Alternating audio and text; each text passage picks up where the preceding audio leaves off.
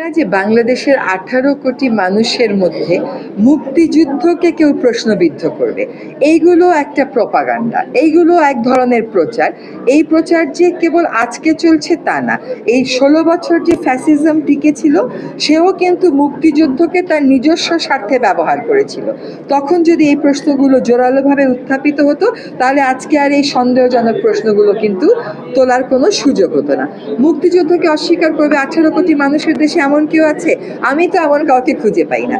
এখন একটা খসড়া প্রস্তাবনা দেয়া হয়েছে, সেই খসড়া প্রস্তাবনায় যদি কেউ মনে করে কোনো রাজনৈতিক দল যে এই বিষয়টা বাদ পড়েছে, সে সেটা অন্তর্ভুক্তির কথা বলবে। বারবার বলা হচ্ছে যে ঐক্যমতের ভিত্তিতে একটা প্রোক্লামেশন করা হবে।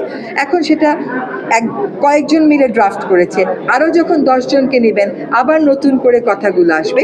কিন্তু মুক্তিযুদ্ধকে অবজ্ঞা করা হয় এইটা বা অবজ্ঞা করা হবে এমন কোনো প্রক্রিয়ার সাথে কোনো বাংলাদেশি জড়িত থাকবে বলে আমি কিন্তু কোনো কারণেই মনে করি না।